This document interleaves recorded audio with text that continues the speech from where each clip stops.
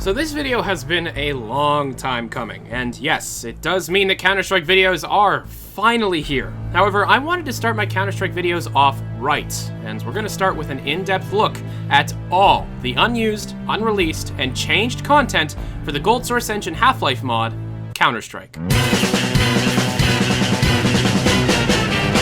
Counter-Strike begins its life back in 1999 as a free mod for the original Gold Source Half-Life 1. It should be noted that the game that we all know and play today as Counter-Strike is almost unrecognizable when compared to the original betas that were first released. Over time, the game evolved and received many of the features that players take for granted, but everything had to start somewhere, and we're going to be taking a look at every version of the beta and the many differences that were seen between all the different versions. Starting with version 1.0, which was released back in June of 1999. It was an odd beast compared to what we have today, but it obviously started the spark of one of the most popular PC multiplayer games of all time. This original release only came with 4 maps and 1 game mode, which was Hostage Rescue. Of the 4 maps released with 1.0 were Prison, one of the worst maps ever made for Counter-Strike due to its very confusing layout, very blurry textures, and really bad level flow. Siege, which is still played today in some regards, which was introduced here, however in a much different form. This map almost completely reused Half-Life assets, with specific places almost being directly ripped off of Half-Life itself. The map itself has received some slight layout changes since its original release, but not much has changed other than the aesthetic. Weapons Depot, which is a smaller map taken out very quickly after it was first released in 1.0 because it just had too many camping spots. However, it shows off one of the many early examples of Counter-Strike Half-Life style levels, which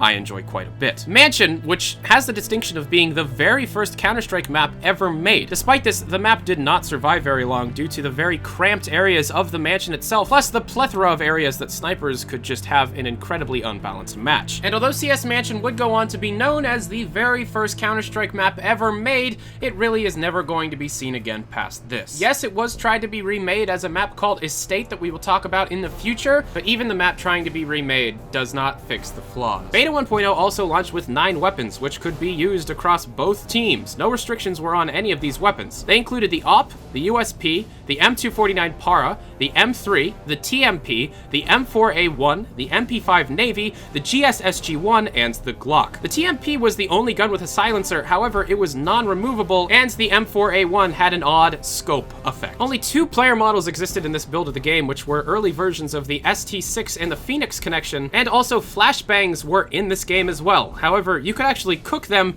and throw them right as they popped. Version 1.1 added friendly fire and also burst fire for the Glock on top of 2 maps. Desert, which was a very large open map and was kind of fun for casual play, however was later cut because it was viewed as too open, and it was just much too easy to snipe. Also, the existence of the large mounted machine gun within this map made it overall way too unbalanced. Also, the first time we see Assault is in this update. This version of the map is very similar to the final version, except that the hostages do not have their own room, and there's no lighting in the vents. Also, the bridge and roadway beneath the bridge is blocked off. Version 2.0 brought in the AK-47, the Desert Eagle, and the silenced USP and M4A1. Along with a round timer, 5 new maps were added in. These include Alley 1, which was a very dark map designed with the newly implemented night vision goggles. However, the night vision goggles were completely useless in this version of the game, as all they did was just put a green sprite over your screen, not making anything brighter at all. On top of that, the tight spaces of both the indoor and outdoor sections of this map made it very unpopular, and it was removed very soon after. Bunker, which was a map that was mostly done indoors, and because of its dark level design and its very confusing layout on top of a door that the terrorists could just close on the inside, made it a very unbalanced map. However, it stuck around for much longer than the majority of the maps that were later taken out. Docks, which was one of the most popular hostage maps for a long time. This was a very large map with many varying routes for both teams, so the reason why it was removed is still not completely known. Facility, which was an indoor map taking place in a factory building with a lounge, security rooms, and hostages. It was viewed as too confusing for new players due to its dark and winding pathways and corridors, and yes, it is based on the GoldenEye level. Zero Option, which is a underground vault level possibly based on the Fallout series. It was generally unbalanced in favor of the terrorists and also did not last very long. 3.0 brought along a new type of grenade called the Concussion Grenade, which was a replacement for the previously seen flash grenade. Not only could it blind the player, but the shrapnel could also kill or damage any of the surrounding players. Also added here was the Kevlar and helmet, along with general knives. The Elite Crew and GSG-9 were added along with the incredibly overpowered FNP-90. This is also the first time we hear some of the classic radio signals, such as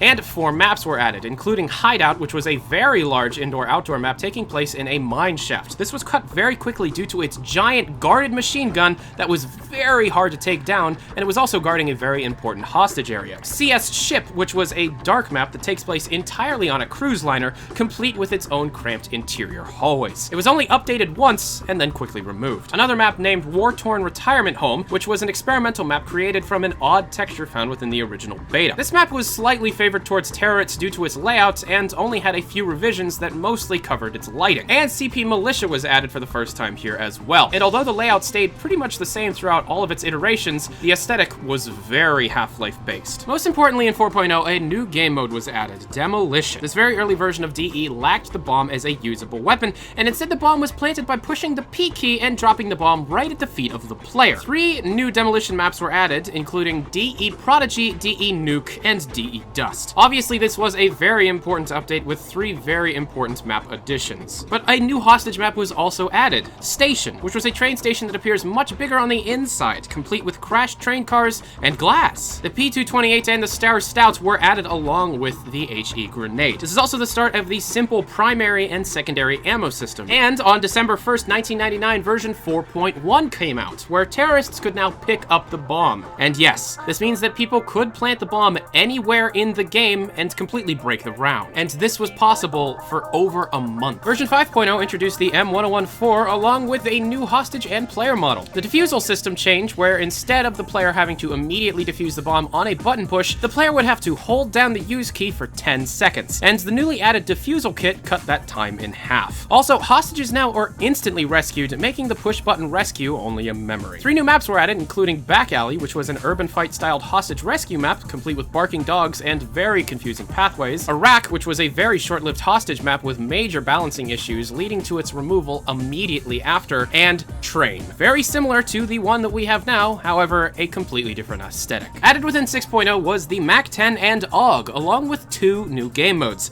Assassination and Escape. Assassination came with 2 maps, Oil Rig, which lasted quite a while, and the very unbalanced and quickly removed Riverside.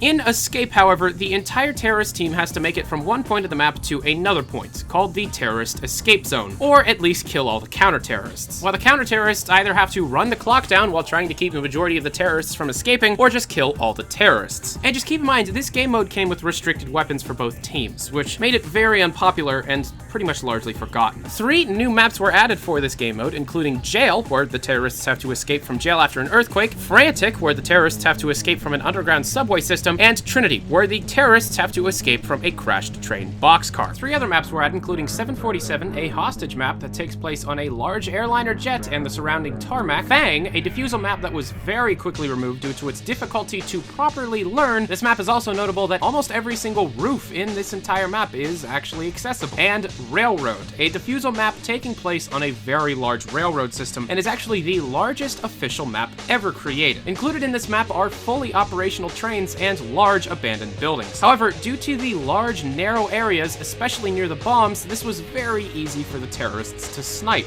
making this map very unbalanced and quickly cut. Radar tracking and new player models Arctic Adventure and GIGN were added, along with the fact that you could now choose the difference between a left and right-handed view model. Now in Update 6.5, smoke grenades along with the player model Guerrilla Warfare were added, on top of new weapon models for the M3, M4A1, USP, and SG552. A new map voting system was also added, along with 7 maps. Forest, which was a forest-based assassination map with the goal of the terrorist team trying to assassinate a government official from an emergency landed helicopter. Estate, which was a hostage map based on the original mansion map from 1.0. However, even though it was a remade map, it still retained some of the major issues seen within the original mansion, so it was mostly ignored. Tundra, an assassination level which survived all the way to 1.5 and was one of the most popular assassination maps, along with Italy, Aztec, and Cobblestone, with very small differences, mostly in aesthetic. In 6.2, the new sniper crosshair was added, greatly improving the one that was seen before, and in Counter-Strike 7.0, which was released on August 26th, 2000, dual Berettas and a new knife model was added, along with the new SEAL Team 6 player model. 7.0 came with 5 new maps, including Arab Streets, a hostage map somewhat similar to Assault, but with a desert theme. However, the reason it was cut is not even completely known by the map's developer. Final Option, a very similar map to the earlier mentioned Zero Option. This demolition map shares the obvious Fallout references, but due to a very large exploit along with bad communication issues between the map's devs, it was removed very soon after. High Rise, which was an assassination map taking place in a big American city that was very unbalanced due to the fact that the terrorist spawn was very close to the VIP rescue zone. And these were along with the maps DE Vegas, which was a map that was kept in the retail version up until 1.5, and the much-loved Office. Drivable vehicles were also added in a test map, however the vehicles were very buggy. Finally, the last beta version was released on September 13th, 2000, and this was version 7.1. It included a newly implemented death icon for headshots. At this point, Counter-Strike was officially picked up by Valve and was released at retail. With Counter-Strike Retail, there were still some leftover content found within the files in the game, and that includes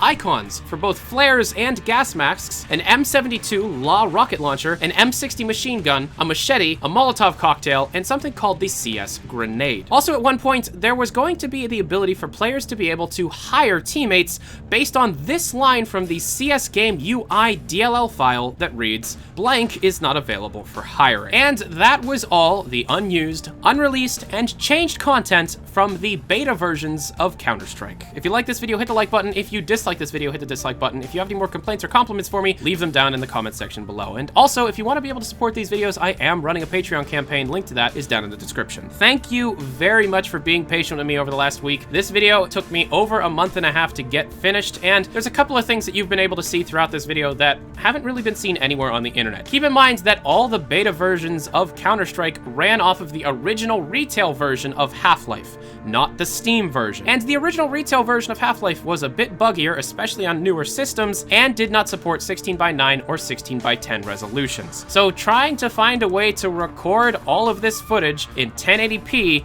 was very difficult. So that took the majority of the time, and now the video is finally finished. Keep in mind, every single map that did not make it to Counter-Strike version 1.6 has full playthroughs on both the terrorist and counter-terrorist teams on my second channel, Valve News Extra. Those are there for people that want to see these maps in action, as the majority of them are unable to be played in their original forms on the original versions, as the WAN servers have been down for years, and it's almost impossible to play these games unless you have a LAN going on. That is my video on the unused content of Counter-Strike. I pretty much just covered all the beta versions, and if you want to see the changes between all the retail versions, I might do a video on that in the future, but I talked about the entire changelog and all the different changes that happened between all the beta versions, because it's interesting to hear all the things that we take for granted in Counter-Strike that weren't there for a long time that the game was played. So thank you for watching. As you know, I'm Tyler McVicker. This is Valve News Network. Have a good day. Adios.